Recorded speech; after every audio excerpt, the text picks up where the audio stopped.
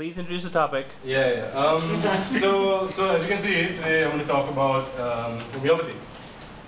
And the reason I did this, actually now it knows, and some of you also may know, like The Economist recently published an article about homeopathy, basically coming to the conclusion that it doesn't work. And there was like an overwhelming amount of people who were up in arms at Economist for criticizing homeopathy, and so many people were backing it. It just seemed outrageous, and because of that I thought I should probably I just looked at a lot of the arguments, and I wanted to discuss the more important, the more frequently used excuses out there. So that's what this is about. First of all, anybody here believe in homeopathy? There's no judgment, nobody respond. Okay, you. My auntie was cured. I'm like, what? Homeopathy. Isn't it the same thing as Ayurveda? Okay, This is a Western narrative you're inflicting upon us. Fine, no wait. First of all, okay, so one of you guys, one of the believers, can you tell me what is homeopathy? Do you know where it originated from? Germany. Okay, what's it about? What's homeopathy about? Curing things through similar, if you have a certain disease, you take the same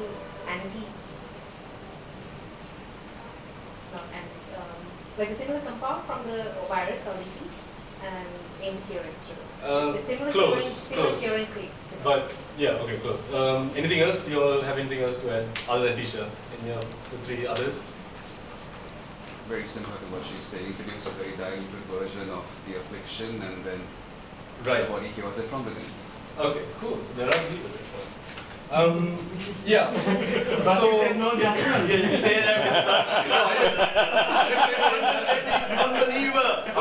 I'm actually glad there are believers here, because it's a more engaging situation. So yes, what you're saying is essentially right. Homeopathy, the word itself, homoiosis, which is Greek for like, and pathos for suffering or disease. That's where the name came from. It was created in 1796 by a German physician, Samuel Hahnemann. Actually, I'm glad that some of you actually know that it's a German thing, because so many Sri Lankans I know talk about how seem to think that it's related to Ayurveda or Chinese medicine. Even Westerners seem to think that. So that's one thing that you're one up ahead. So it's got two main tenets. The first is like cures like. Kind of what Tisha said, except you don't use the same compound.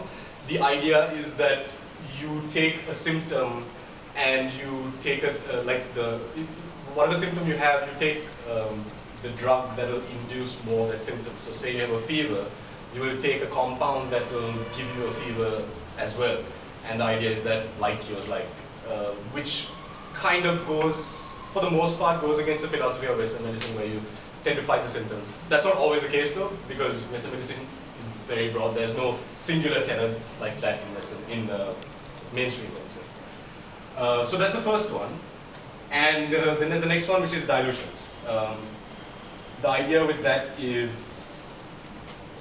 again, Hahnemann said this, the more dilute the drug is, the more efficacious it is. For most of us who had a 20th century education, that doesn't really seem to make sense. I'll touch on that, but that's what Hahnemann has written, and that's what homeopaths today still believe. So these are the two main tenets. I added this, but this is just a philosophy you get in the NHS homeopathic doctors, which is all about individualization of treatment, which is basically them just being a good doctor, apart from prescribing homeopathy, which we'll get to later. But the individualization simply means that they'll talk more with the patients. It's not a core tenet, but it's a practice you find with homeopathic doctors, where they talk extensively with the patient, go through their history and whatever ailments, and they basically pay more attention to their patient than you find in Arcady or something. Actually, Richard Dawkins, when he did a documentary about homeopathy, he noted that the homeopathic doctors took a lot of care for their patients. They spent a lot of time talking to them, talking about all their problems and going through their daily lives over the course of a couple of months while they had the disease. And basically, rather than when you go to derms or something, the doctor would generally oh, you have a fever, you take this, and just like kicks you out.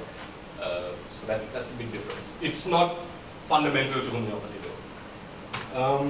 So the first, oh yeah, I should also note that this presentation is basically just talking about those two, the two core tenets, nothing else, because it's like 200 years of history and it's way too much. So the first one is like cures like. Where this came from was, this was when Harman first wrote about homeopathy. Before he talked about dilutions, he talked about like cures like. He came about this hypothesis when he was reading a paper by a Scottish doctor, I can't remember his name, I didn't write it down, who wrote about a treatment for malaria. Now this is the 18th century, late 18th century, so malaria was a very serious disease and they didn't really have good medicine. But he talked about an extract from, well, simply consuming the cinchona bark, which is something you get in the tropics, and how it cures malaria, how it treats it. So when Hahnemann was studying this bark, he decided to consume some of it himself, even though he was well. Now it's well documented that it does help against malaria, so he took it, and what he found out was that he got a fever and he got sick, and the symptoms he got were very similar to malaria. And he came to the conclusion from that point, from his experience, that like cures like. He thought, okay, consuming this bark gave him the same symptoms as malaria. This bark cures malaria, therefore, consuming something that gives you the same symptoms as the disease cures the disease. And he based a lot of his assumptions on that experience. And actually, when other physicians contemporary to him and much later tried the same thing, which is basically taking the bark while healthy, they couldn't find any similar symptoms. Like they didn't get a fever, and they just didn't get the same experiences as Hahnemann. So Hahnemann's experience was very much subjective. And now, thanks to modern practices, we are able to find out why cinchona works. It's not because it gives you a fever, it's because it has, can anyone guess what it has? Quinine. Malaria. Wood. Quinine. Quinine. Yes. Quinine, which was, it's still used, although not as much anymore. It's still used as a cure for malaria. And they found out that this bark had quinine in it, and quinine, extracts of quinine. Now we have tablets which is like purified. More Also in efficacious. gin and tonic. Yeah, also in gin and tonic. They found out that that's what. Like toothache and he was willow bark, they used to chew it. Yeah, that's aspirin. Willow bark has the same. Yeah, it has. Yeah. I'll get to that actually. But yeah, so that was it. So it had nothing to do with actually giving the fever. It had more to do with the quinine in it. And since Hahnemann, there wasn't really any significant evidence or any objective evidence that showed that that like cures like. There's no objective evidence. There's subjective evidence, but that's unrelated to that. You get that a lot. The next tenet is the crucial one, because even if like cures like is actually true, this whole less is more thing completely blows it out of the water, because even if you have something that works in the homeopathic medicine, the way homeopathy is made is counterproductive. Like as a chemist, it's completely offensive what they say. It doesn't even make any sense. Like less concentration. If anybody's made cordial, they'll know that that's absolutely not true. Like the more concentrated something is, the more strong it is. Yeah. So how it works is you take several serial dilutions. When I say several, I mean a lot, which we'll see. I'll demonstrate. And it's called succussion. The liquid is basically they dilute it one time and then they shake it vigorously, and then dilute another time and they shake it vigorously, and they do this like several times. And after that they take sugar pills, which is how you get it in solid form. And they take the liquid, they put like a drop or a couple of drops into the sugar, and they let the sugar evaporate. And this was remember, this was the 18th century. Hahnemann believed that the process activated the vital energy of diluted substance. And he also believed that successive dilutions increase the potency of whatever remedy you were using. Now, you got to remember that you can't really hate Hahnemann for picking this, because around that time, physicians would be quite overzealous. You'd have bloodletting, and then you'd have overprescribed. People would overprescribe things. Hahnemann was part of a world where doctors would give you so much medicine that it would end up being toxic. And up until quite recently, that practice was still present. I was talking to a doctor in the US about this as well, and he said that what they used to do in the early 20th and late 19th century was they give you a medicine, and if it didn't work, they just upped your dosage. They didn't check to see if that medicine was actually doing anything to the disease. They were like, you take more of it. You take more of it until it's toxic.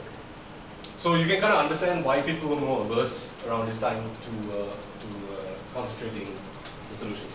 So what we're going to do now is, we are going to do a dilution using soy sauce, because I don't have any like cinchoka bark or whatever, or like duck liver or anything like that to do. So we're just going to use soy sauce as an experiment. So I'm going to need somebody who's good at pouring things accurately. What's the alcoholic monster? That would be hard to tell. No. Okay, so we are suffering. Yay! Somebody's gonna do homeopathy in my house. Huh? Alright, so first what I did was, I measured out 10 ml of soy sauce. This is undiluted soy sauce. Could you please pour it into that? Glass? Yeah, into one of those glasses. Everything, right? Yeah, all of it. So you basically have 10 ml of soy sauce. I'll give it soy sauce, this is, right? And now could you take this water and pour another 10 ml, measure another 10 ml and add it to that? Yes, that's one part of this? Yeah. How are you going to do that? So this is like high school, not even, this is like middle school chemistry. So, okay, so we got 10 ml of soy sauce and 10 ml of You water. failed 10? It's on record, It's actually quite difficult. It's actually Yeah, difficult. can all the laughers come and pour and let's see how they do? Yeah, you all did volunteer. There's a reason we did. Alright, so you got 10 ml of soy sauce and 10 ml of water. So what, can anyone guess the concentration? The ratio is like 1 to 2. It's like half. Yes, half. Half soy sauce, half water. That's the initial ratio. 10. Okay, 10. Now pour it in that please.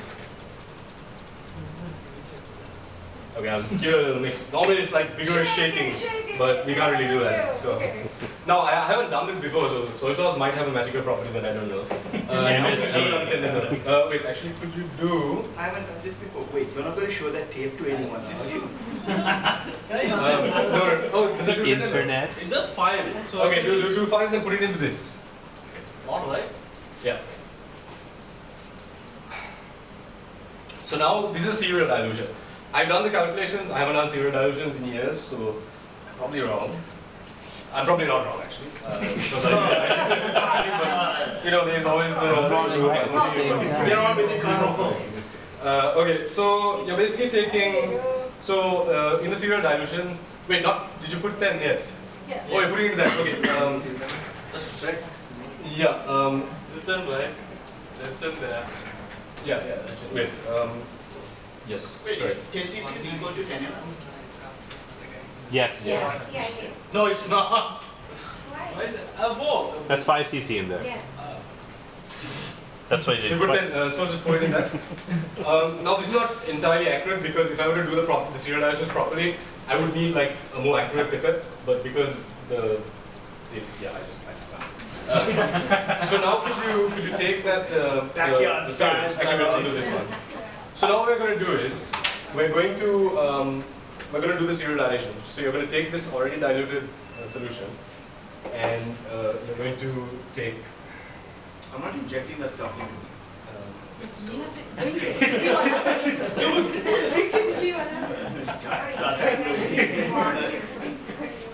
There is a syringe, yeah? There'll be a needle. Right. So what I'm doing is I'm replicating one of Hahnemann's dilutions. So I'm taking 0.1 ml of, give or take, of soy sauce, and I'm putting it in here. That's the first dilution. It's going to take a while. Now something. Drink it.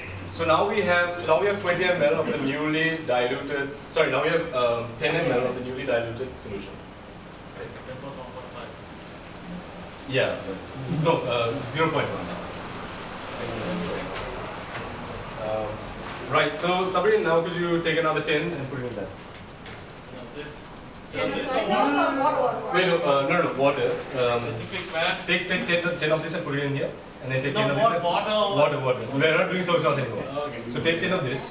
Take 10 of water, put it in this. And 10 of water again and put it in. And 20 of water and put it in this. Just remember, you got to shoot in between the toes. Yeah, soy sauce. You got to plasma. Right.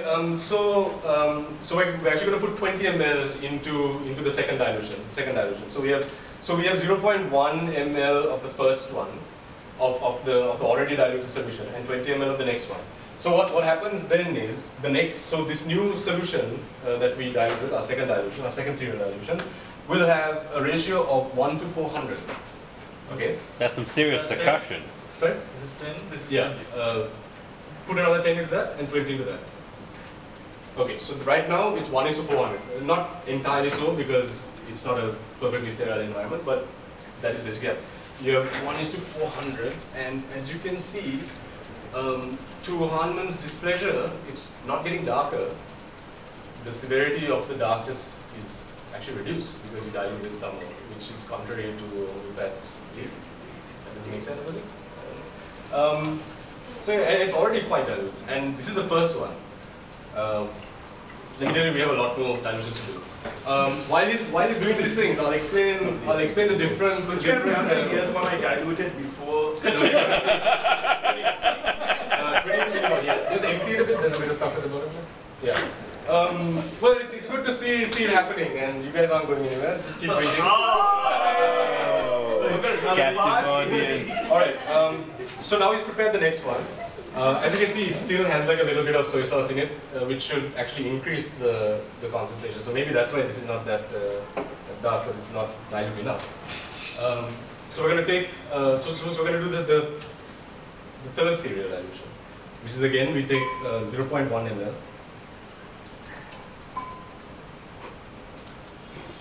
Seriously, you just flick it. I'm going to air bubble. Right, this is slightly more than 0.1, just because there's a little bit of air inside. And then you add it into this, into the third one. There you go. Wow, noticeable change. So just give it a little shake here. Empty that. And you add another 20 into this. So now the third one, the third dilution, again you did the same thing. You basically took 0.1 ml and put it into 20 ml or 19.9 ml of water. And can anyone good at maths? Can you figure out what the next dilution is? We were more university graduate here. Has those the answer? Yeah. This is why you didn't get the helicopter. 1600. Wait, I actually wrote this down because I'm telling you. No, you're close. You're the next one. It's actually 8,000. 1 over 80,000, not 8,000, because you're using 0.1, not 1. I didn't use 1 because I didn't want you guys to be all that. It's 1 is to 80,000 the ratio right now. Okay, so you have it 20 ml. Okay, so we're going to continue this. This is the new one, right? Yes. Well, okay, you can do the next dilution if you want participation. I don't want participation. Such succussion. This is how your drugs are made, guys. Slight darkening. What about you? Do you think it got darker when you added the thing? Yeah. Wow, that's one of the 8,000. Okay, so that's our third dilution. Oops. So how many more of these are there? No, not that much. I spared you guys that much. Okay, so that's our fourth dilution. We're number 4. That's right. Yeah, we're keeping track of things. So on our fourth dilution, Hasidar. I've lost track, man. So, how many milliliters again? Okay, so we took 0.1 milliliters to 20. Yeah. Of the 1 is to 80,000 dilution. 200,000. No. Close. No, very far. 200,000? 1 is to 200,000. 1 million. No. So it's Not it even went what? close It to went 1 million. 200 to went 20 to 400 to 8,000. Oh. Could you pour 28 minutes, please? Okay, so this So one, 16 the new something. ratio is 1:16 million. Yes, you got it. 1:16 million. So we're up to 1:16. It's too many zeros, right? 1:16 million. So now we're on the fifth dilution. So we are about, we're not even close to getting the final medicine. Okay. You can use this now for soy sauce. You can call it, when you like make a kangkung thing, you can use this soy sauce. You can call it homeopathic soy sauce. But is it organically grown? Well, I mean, Maybe let's bring it in. Is there more chlorine in that than soy sauce? Right. it's really strong. So now we take, again we take 0.1.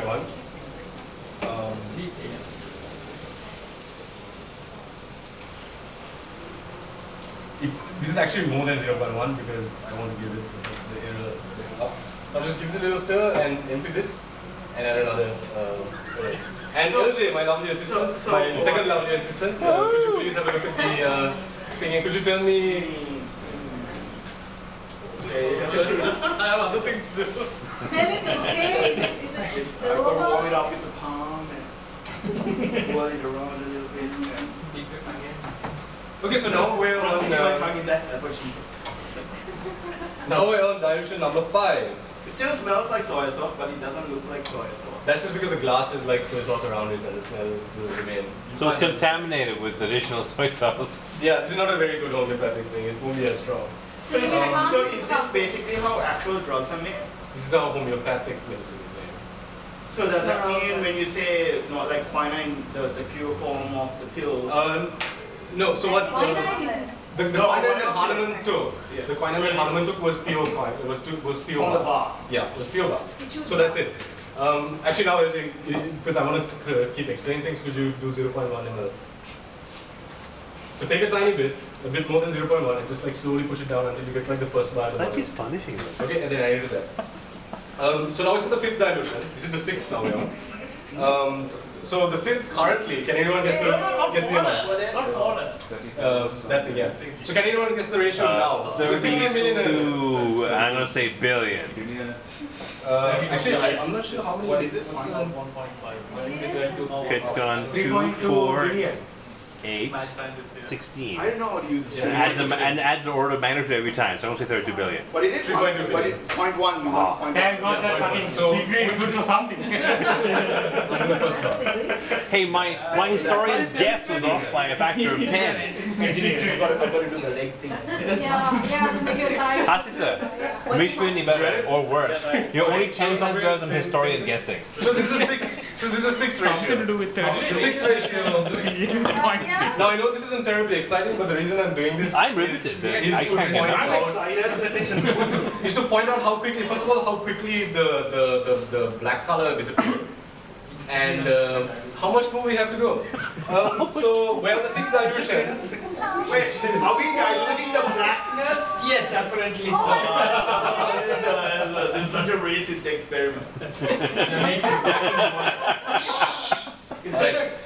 It's just a good thing there aren't any women in this lab because I just get distracted. Oh yeah. Start crying. And then there's that Crying, line. crying. So now it's 6.4 times 10 to the power 11. 6.4 times 10 to the power 11. But I don't know the numbers that larger. I don't know. It's like zillion or some shit like that. No, it has to be more than that. Something trillion. It's something trillion. Yeah, something like 640 trillion. It could be 64 trillion. Yeah, something. It's 10 to the power 11. Okay, so you added the new one. Yes, this is the new one. So could you add the 0.1 to this? Again? Again, this is the seventh dilution. I'm running out of math. So we're getting there. Chill out. You should have used, It's already gone. you should have used wine in this experiment. We're making medicine here, guys. There's no black left in it. We're gonna go into quadrillions now. There you go. So, yes. Good idea. Okay, same thing. So now we're on the seventh. Just keep with this until you get to number 11. It's a half So we're on... That's no, What about the soy sauce in the air? One more time. The crowd is getting unruly. It's not Okay, turning patience black. is diluting. He's a witch! He's a witch. It's not turning black. I reckon we drown him in the bathtub if he No, floats. no, no. He's an unbeliever. He doesn't believe. That's why. That's why they We haven't got a bathtub. Let's find a big drain. Okay, so on the seventh dilution. That was the reason there were earthquakes in Nepal. Oh my God. Let's get it that way. Freak the cat out. Can't breathe. So now it's 1.28 times 10 to the power 14. Trillions. That's what we have right now. That's the seventh dilution. Lots of zeros. Yeah, the seventh dilution is that the eighth dilution is like you basically multiply it by 2 and add 2 zeros to the end. So And you quintillions. keep doing that until you get to dilution number 11. Dilution number 11 is basically it's too big a number for me to even like comprehend. Like How many even zeros? Name. A million. How many zeros? Oh God. I'll go for it. No, let's have a guess. Let's make this fun. Can anyone 16 guess? zeros. 16 zeros. 25 zeros. Okay. 100 million like. So it's 1, 2, 3, 4, 5, 6, 7, 8, 9, 10, 11, 12, 13, 14, 15, 16, 17, 18, 19, 20. 20 zeros. Oh, So it's 2048 with 20 zeros on it. And basically, if you want to find out, that's a ratio. If you want to find out the concentration, you would have to take the reciprocal, which is 4.88282125 times 10 to the negative 24. I think we're in the octillion. Which is actually slightly more concentrated than the recommended amount which is the amount recommended by Hahnemann. This is what he recommended. He recommended 10 to the minus 60. We're doing 10 to the minus 24, and already you can't tell the difference between the water and the diluted amount. Now let's look at a bit of chemistry, right?